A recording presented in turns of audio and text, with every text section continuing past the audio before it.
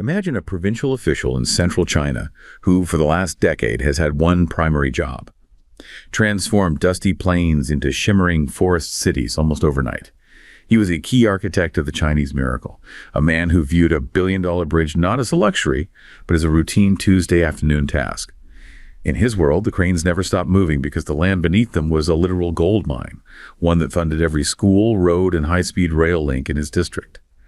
But if you walked into a provincial budget meeting today, the atmosphere would feel unrecognizable. I recently reviewed reports of these closed-door sessions, where the usual maps of future expansion have been replaced by grim, color-coded spreadsheets of debt maturity dates. The conversation is no longer about which landmark to build next, it's about which existing projects have to be left as skeletons in the wind. In provinces like Anhui, planners are staring at unfinished concrete shells, realizing the money isn't just late, it's gone. What's truly striking is the shift in tone. For years, the playbook was growth at any cost. But now, major provinces are quietly slashing their revenue targets to a meager 2 or 3%, far below what the national targets suggest. One analyst described it as a fiscal triage. There is no talk of a grand stimulus or a new construction boom. Instead, there is a cold, calculated focus on debt control and expenditure discipline. This sudden pivot from aggressive expansion to a disciplined, almost fearful retreat is a warning sign that the old engine of Chinese growth has finally hit a wall. Local governments are no longer trying to outrun their debts, they're being forced to settle them, even if it means letting the economy cool to levels not seen in decades. It leaves us with a chilling contradiction. The very people who built modern China are now the ones most afraid of building anything at all. And if the world's greatest builders have finally put down their tools, what does that mean for the rest of the global economy? It is a stark image, isn't it? The idea of these skeletons in the wind creates a very specific, almost melancholic atmosphere. It feels like the end of an era, and in many ways it is. But if we stop the analysis there, if we just look at the debt spreadsheets in the unfinished museums, we are going to completely misunderstand what is actually happening. That's the trap. It's so easy to look at a phrase like fiscal triage and think collapse. Yeah. It sounds like a hospital emergency room where the patient is crashing. Exactly. But our mission for this deep dive is to look past that surface level slowdown. Yeah. I want to understand if this is actually a crash, or if it's controlled demolition of one system to make room for another. Controlled demolition is a much better metaphor. We need to look past the surface, because while the old engine, that unrestrained infrastructure spending and, the real estate speculation is definitely cooling, there is a new engine being revved up right next to it. And the scale of this new engine is something that I don't think most observers have fully grasped yet. So we aren't looking at a machine that is simply breaking down. We are looking at a machine that is undergoing a heart transplant while it's still running down the highway. And to understand this transplant, we have to get comfortable with some new concepts. We need to talk about new quality productive forces, the discipline of state capacity, and a cultural shift I like to call industrial worship. Industrial worship. It's a pivot away from the easy money of the property boom towards something much harder, much more tangible, and ultimately much more powerful. Okay, let's ground this, because industrial worship sounds almost religious. I want to talk about what this looks like on the ground, away from the spreadsheets. I was reading about a man named Li Wei. He's a veteran engineer in a high-tech manufacturing hub, and his personal timeline basically maps out this entire macroeconomic shift. Li Wei's story is the perfect entry point, a perfect microcosm. So a few years ago, Li's hometown was the poster child for that old engine we just talked about. It was a forest of half-finished luxury high-rises. You had cranes everywhere, but they weren't moving. Idle. They were just standing there like these monuments to a real estate frenzy that had run out of cash. It was the classic ghost city vibe we've all seen pictures of. Right. The capital's locked in concrete, literally stuck. But fast forward to 2026, Li Wei isn't working on a construction site. He's working in a precision robotics plant. The funding for this plant didn't come from a private developer or a bank loan in the traditional sense. It flowed directly from the local government's special purpose bonds. These bonds didn't go toward finishing the concrete towers. They went straight into the assembly lines where Li Lao now works. This is the pivot in action. And Leah, he posted online describing the atmosphere on that factory floor. He used that exact phrase, industrial worship. He said, the silence of the old construction sites has been replaced by the constant hum of automated assembly lines. And they aren't just making, cheap plastic toys. They're churning out patents, intellectual property at a rate that dwarfs the entire region's output from a decade ago. He said it felt like the soul of the city migrated from the dirt of the foundation to the silicon of the chip. That puts it poetically, but it's backed by hard data. Li Wei's experience highlights the specific financial tool that is driving this, the special purpose bond. We really need to unpack this because usually when we hear about local government debt in China, we think of it as the problem. Right, the source of the crisis. But here, it's being used as the solution. So how does a special purpose bond differ from the old way of doing things? What's the big change here? In the past, under the old engine, we saw what economists call flood irrigation. The central government would just open the sluice gates, pour money into the provinces, and hope it grew GDP. And just hope for the best. And often, the easiest way to grow GDP quickly was to dig a hole and fill it with cement. You build a theme park, a massive municipal hall, or a bridge to nowhere. Right, the White House replica era of local government. I remember seeing photos of those. Exactly. But today, these special purpose bonds are being used for precision drip irrigation. The central government has realized that flood irrigation is wasteful, it's inefficient. So the General Office of the State Council has issued very, very strict guidelines. They have implemented a negative list. A negative list. Okay, what does that mean? It is a list of things you are absolutely not allowed to spend this money on. And it is fascinating because it explicitly prohibits vanity projects. If you are a local official today, you cannot use these bonds to build a grand office building or a decorative square. The era of building for show is over. So they are effectively starving the vanity projects to feed the factories. That is the fiscal triage in action description. The state is enforcing a discipline that says if you borrow money, it must go into the productive economy. We are talking about infrastructure for emerging industries, IT, biotech, new materials. Real tangible things. Real things. It's about upgrading highways specifically for logistics to move goods faster, or building the industrial parks that house companies like Li Wei's robotics firm. This shift is massive. Yeah. I want to talk about the sectors that are actually receiving this drip irrigation. We used to talk about the old three industries in China, right? Clothing, furniture, appliances. The things that filled every department store shelf in the 2000s, the backbone of the first wave of the Chinese miracle. But now the focus has shifted entirely to the new three, and that's solar, electric vehicles, and lithium batteries. I saw a statistic that honestly shocked me. In 2023, clean energy contributed a record 11.4 trillion yuan to the economy. That is about 1.6 trillion US dollars. To put that in perspective, $1.6 trillion is roughly the entire GDP of a country like Switzerland or Turkey. It is an immense amount of economic activity generated just by the clean energy sector. And here is the stat that really matters, the one that tells the whole story. Clean energy accounted for all investment growth in China that year. Real estate shrank. Traditional manufacturing was flat. Every single bit of net growth in investment came from these green, high-tech sectors. That validates the entire strategy. It shows you the pivot isn't just a plan on paper. It's happening in real time with real money. The money didn't disappear. It moved. It migrated from the condo tower to the solar farm. And this migration is driven by that philosophy you mentioned, the industrial worship. It's a deep-seated conviction that real national power doesn't come from financialization. It doesn't come from trading derivatives or flipping houses. It comes from physical production, from making things. If you can't kick it, it's not real wealth. And this connects to the core concept of New Quality Productive Forces, or NQPF. This is a term you see everywhere in policy documents now. It sounds like jargon, but it is actually a fundamental update to Marxist economic theory for the digital age. Okay. Because when I hear Marxist theory, my mind goes to 19th century labor and capital. How does that apply to a robot making an EV battery? Well, in classical terms, productive forces are labor and capital. You add more workers, you build more machines, you get more output. That's linear growth. More inputs equals more outputs. Simple. NQPF argues that we need a paradigm shift where the primary driver of growth isn't just more inputs, but technological innovation. It is about moving up the value chain so that the output per worker explodes because of technology. So it's not about working harder, it's about the technology acting as a massive multiplier. Correct. It is about shifting from simple accumulation to qualitative improvement. And the result is this surge in high-value patents. We aren't just seeing China assemble iPhones designed in California anymore. We are seeing a dominance in the intellectual property underlying green tech. Which explains why Li Wei's factory is churning out patents, not just widgets. The goal is the patent. The goal is the patent. And this is why the state is willing to accept the short-term pain of the real estate crash. They believe that real estate is, in a sense, fictitious capital, whereas this industrial dominance is real, tangible power.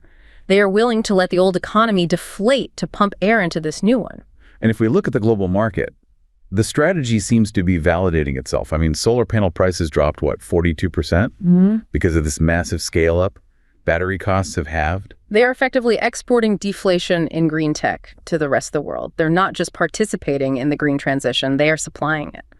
So while the provincial official in our intro is stressing about his debt maturity dates, the central planner is looking at a map of global solar dominance and nodding. The fiscal triage is a feature, not a bug. Right. But this brings us to the human element. We've talked about the winners, like Li Wei. But what about the people caught in the triage?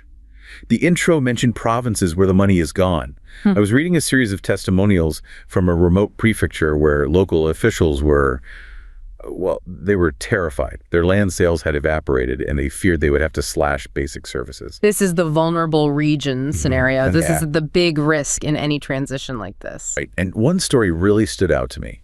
It focused on an elderly woman, Grandma's son. She lives in one of these debt-ridden areas. By all traditional economic logic, she should be in trouble.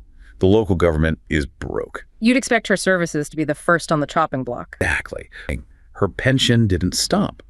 The local health clinic didn't close. Instead, the funding was bolstered by direct transfers from the central government. That is a critical observation, because it shows the system has a backup generator. It does.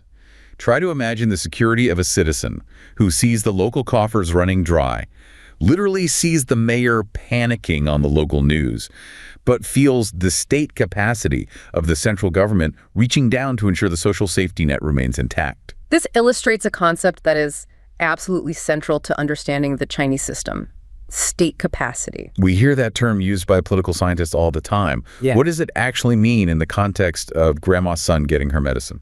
Simply put, state capacity is the government's ability to mobilize resources and enforce discipline to achieve long-term social goals. In many systems, you have what we might call a restless hand, a government that interferes unpredictably or lacks the coordination to deliver the last mile of service. But in this context, the government acts as the enabling hand. The enabling hand. So it's not just about controlling things. It's about ensuring the floor doesn't fall out from under people. Exactly. The local government might be broke because the property market collapsed. In a different system, that might mean the library closes, the bus stops running, and the pension checks bounce. But here, the central state has the capacity, and just as importantly, the political will, to bypass that local failure. They ensure the last mile of support is not cut off. It's like a circuit breaker. If the local circuit overloads, the main grid bypasses it to keep the lights on for the essentials. Technology. And this isn't accidental. It's not just a bailout. There is a framework often cited by observers called the 5 Ds of governance that explains how this works. Okay, let's run through those because I think it explains the mechanics of this stability. How do they actually pull this off? First is determined leadership. This is the top-down priority setting. For example, poverty alleviation was declared a sacred mission.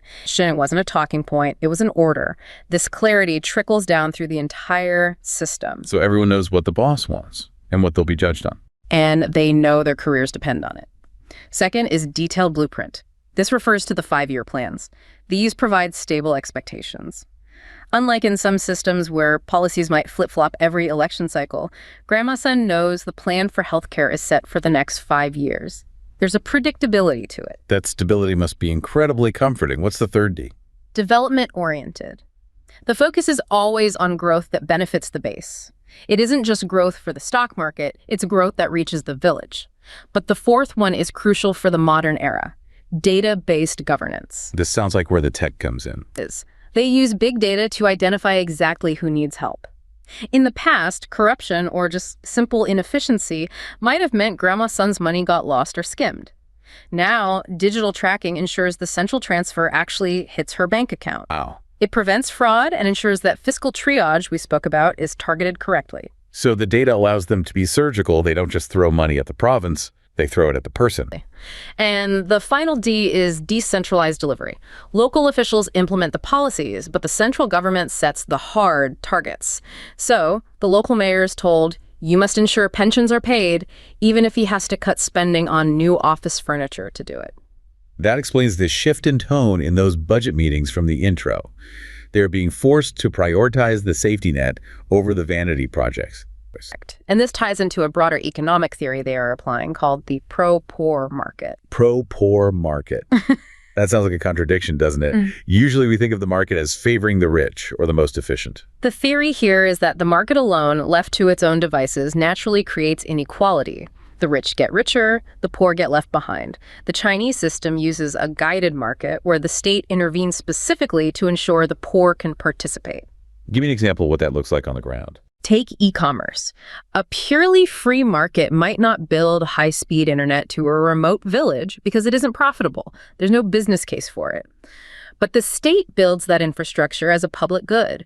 Suddenly, a farmer in that village can sell their produce directly to someone in Shanghai. Right. The state built the road and the internet so the poor could enter the market. So it's about lowering the barrier to entry for the people at the bottom, giving them the tools to compete. Yes.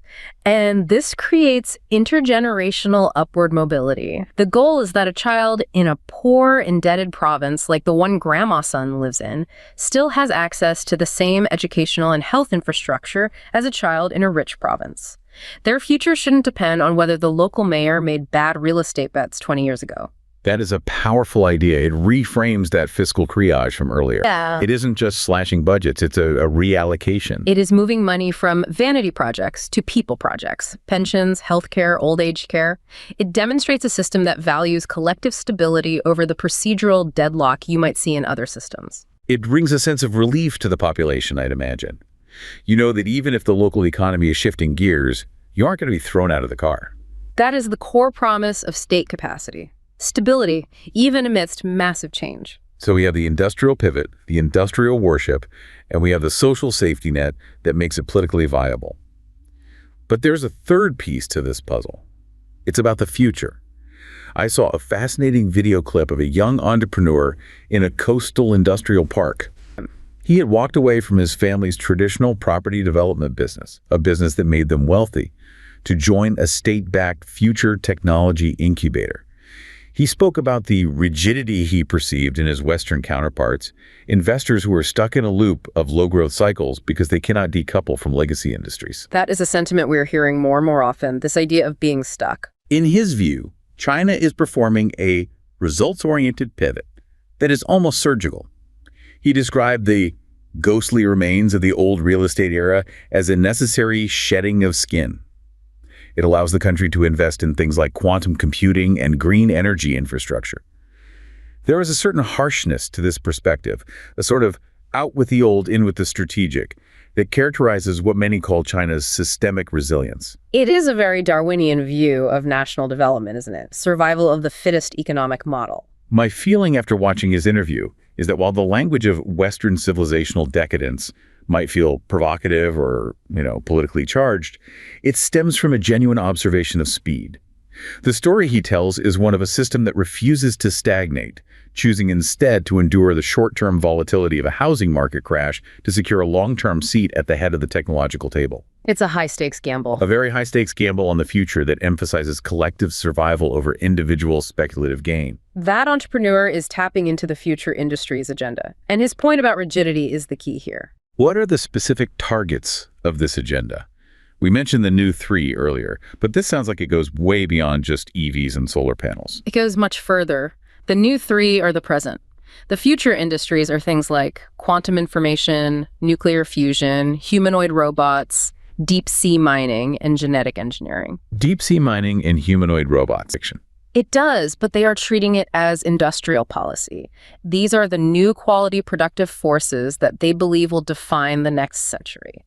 And to get there, they are using a mechanism called the New National System, or Shinjingugo-Tizi. What does that translate to in practice? Think of the Manhattan Project or the Apollo program. Okay, a massive government mobilization for a single critical goal. Right, but imagine applying that intensity not just to one bomb or one moon landing, but to the entire economy. It is a mobilization of national resources, government, academia, and private enterprise coordinated to break bottlenecks in critical technologies. So if they decide we need to win at quantum computing, the universities, the state labs, and the private startups all get marched in the same direction. With the same goal. It coordinates them to solve specific problems, like the semiconductor ban. When the external environment changed, the new national system kicked into high gear to build a domestic supply chain. It is designed to overcome choke points. This connects back to what the entrepreneur said about shedding skin. It seems like the system is willing to be incredibly decisive with the old economy. That is the systemic resilience he was talking about. In many Western systems, if you try to shut down a legacy industry, say coal or traditional manufacturing, the political backlash is immense. Lobbies fight it, unions fight it. It can take decades. And often, subsidies keep those zombie industries alive for years. Right. But the Chinese system allows for a more results-oriented pivot. If real estate is a drag on long-term goals, it is ruthlessly deprioritized. If AI is the future, resources are flooded there. They are willing to endure that short-term volatility to secure the long-term strategic advantage. It brings up the concept of dual circulation we hear about. Dual circulation is the strategy of strengthening the domestic economy, making it robust enough to survive external sanctions while remaining open to global trade. The new national system builds the domestic strength. That's the primary circulation. The idea is to make the country shock-proof so that the international circulation can continue, but on China's terms. It sounds like they are trying to build an economy that is sanctions-proof. That is certainly a major motivation. And this brings us to the political theory underlying all of this. The entrepreneur mentioned the rigidity of Western politics. The Chinese argument is that their system relies on a neutral governing group, a meritocracy that can make unpopular but necessary long-term decisions. Unpopular but necessary, like popping the property bubble. That's not a vote winner. Because they aren't beholden to short-term popularity in the same way, they argue they can implement correction mechanisms. When the growth at all costs model broke, the system pivoted to high-quality development without a political collapse. It allows for planning that spans decades, not just election cycles. And when you look at the speed of the shift to EVs and green tech, it is hard to argue with the results of that mobilization. The physical output is undeniable. So, bringing this all together, we started with the provincial official staring at a debt spreadsheet, terrified of the skeletons in the wind.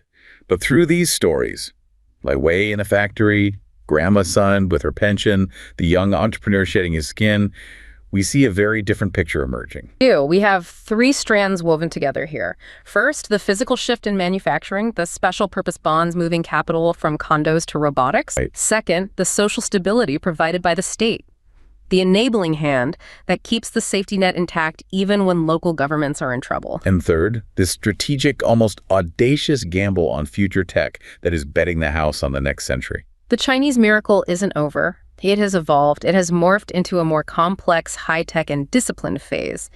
That provincial official from the intro, he hasn't stopped building. He's just building different things. He's not building a bridge to nowhere anymore. He's building the infrastructure for the new national system, an industrial park for a quantum computing lab. The ambition is staggering. They were trying to engineer a transition that usually takes civilizations decades to achieve, and they are attempting to do it in years through sheer force of will and organization. It really challenges the way we look at those debt numbers. We see red ink and we think failure. They see red ink and they think investment in the pivot. And if you only look at the debt, you might be missing the entire metamorphosis. It leaves us with a pretty provocative final thought. We started by talking about those skeletons in the wind, the unfinished buildings left behind by the real estate crash. We did, Mitch. But maybe those skeletons aren't just ruins. Maybe, in this new economic logic, they are the compost. The compost. The decaying matter of the old economy that is fertilizing the soil for this new high-tech industrial ecosystem. The tools haven't been put down, they've simply been exchanged for more precise instruments. And that ecosystem is already taking root. That is a fascinating way to look at it. The decay of the old is the fuel for the new. The end of one thing is the necessary beginning of another. And seeing that ecosystem take root is going to be the story of the next decade. Conversation. We'll catch you on the next deep dive.